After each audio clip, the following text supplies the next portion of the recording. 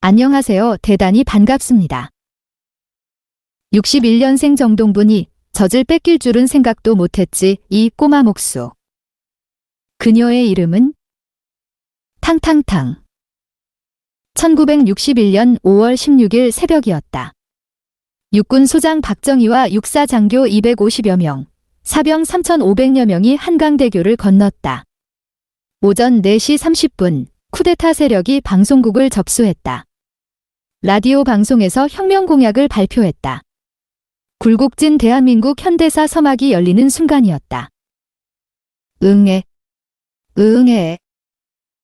그 시각 충청북도 청주시 청원구 내덕동의 어느 한옥에서 울음소리가 세차게 울려 퍼졌다.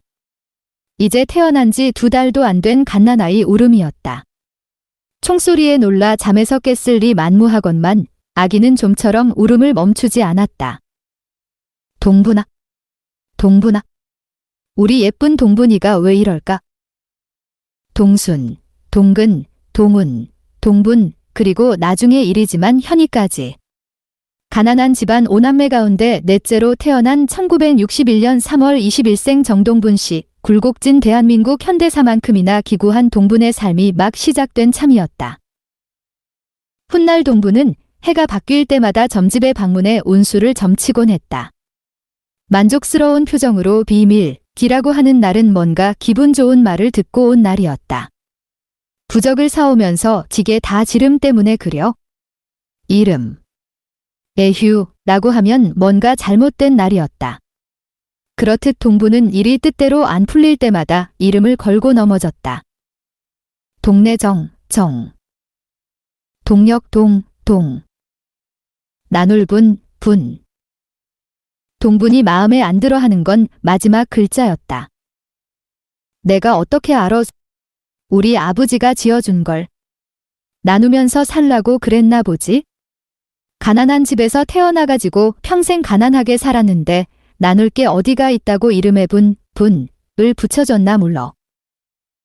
평생 술에 절어 사느라 월급 봉투 한 번 집에 갖고 온 적 없다던 동분 아버지는 어쩌자고 동분에게 분을 붙여줬을까? 모를 일이다. 동분 말처럼 이름이 동분 인생을 그렇게 이끈 건지, 동분이 이름 따라 그렇게 산 건지, 그 또한 모를 일이다. 이러나 저러나 엎치나 매치나 동분은 그 이름처럼 살아왔다. 평생에 걸쳐 자신의 삶을, 마음을, 시간을, 그것으로도 모자라 심지어는 젖까지 나눠야 했다. 말 나온 김에 그 사연 한번 들어보자. 1983년 5월이었어. 니네 형주성이가 2월생이니까 태어난 지 100일도 안 됐을 때네. 니네 친할머니한테 전화가 왔어.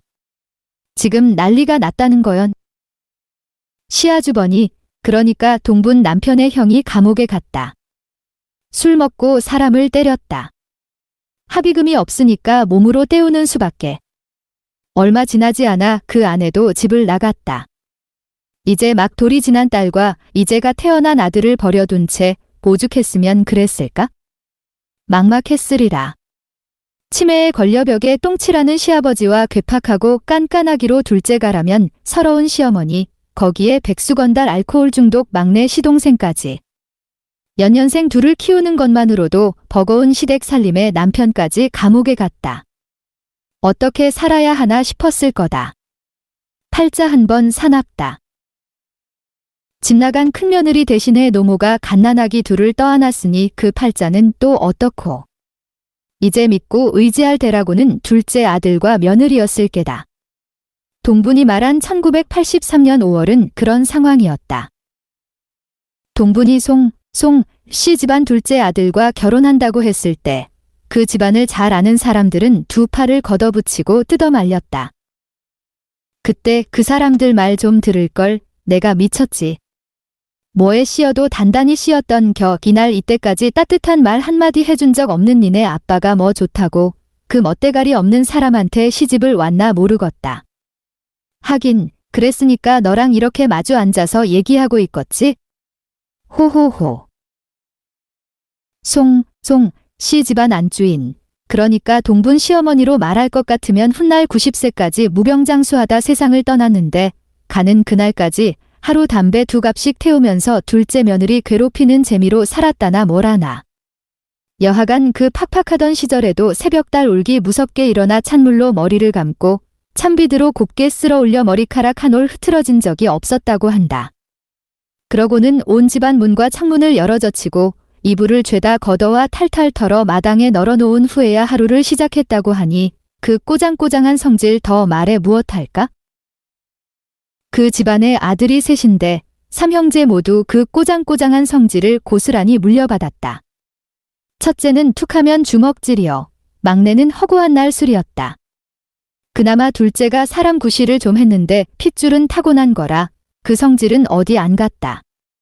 하여 그 동네는 물론이거니와 옆 동네, 윗 동네, 아랫 동네 할 것 없이 송씨 삼형제라고 하면 혀부터 찼다. 지나가던 개도 그들을 보면 꼬리를 바짝 내리고 벌벌 떨다가 끝끝내는 오줌을 지렸다나. 니네 아빠가 그러더라고. 내 직장이 청주여서 1시간 거리를 출퇴근할 수 없다. 안 그래도 청주에 집 얻어 나가려던 참이었다.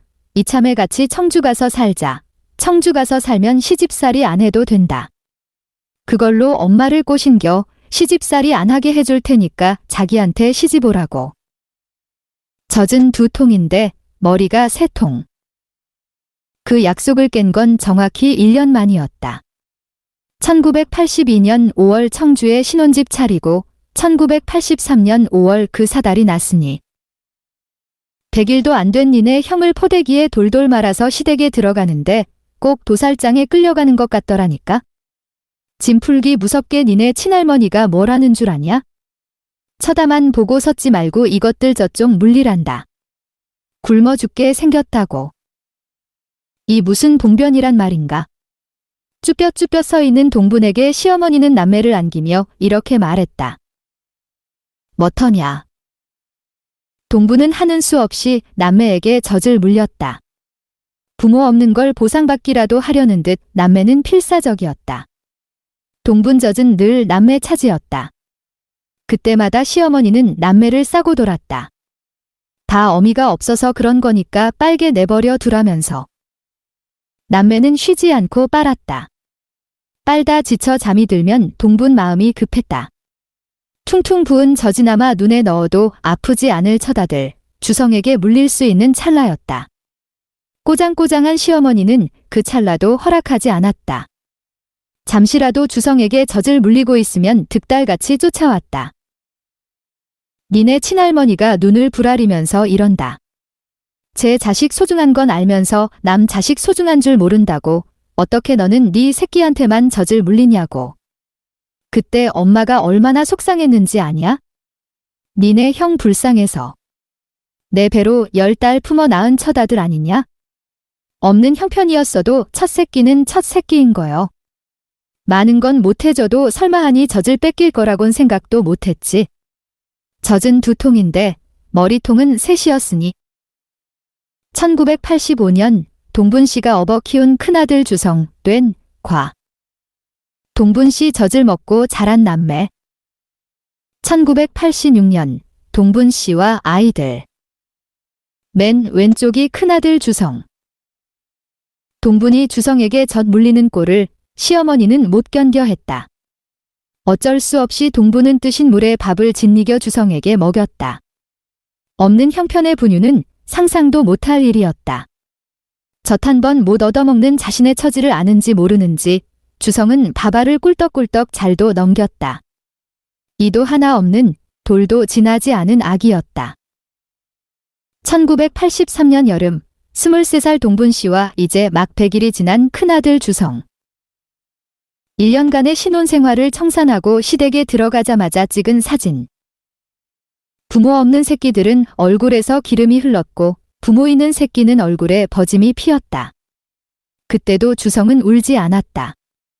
울어야 마땅한 상황에서도 순하게 누워 있었다. 제 젖을 뺏기고도 울지 않았다. 그것이 슬프고 야속해 동부는 자주 눈물을 삼켰다. 니네 형이 지금도 밥을 좋아하잖아. 치킨이나 피자 먹어도 꼭 밥 한 공기 먹어야 하는 사람이 니네 형이잖아. 김치 하나만 있어도 밥 2공기씩 뚝딱뚝딱 비우고. 엄마는 요즘도 니네 형 밥 먹는 거 보고 있으면 마음이 짠해. 그때 생각나서. 어휴. 2013년 9월 53살 동분 씨와 31살 큰아들 주성.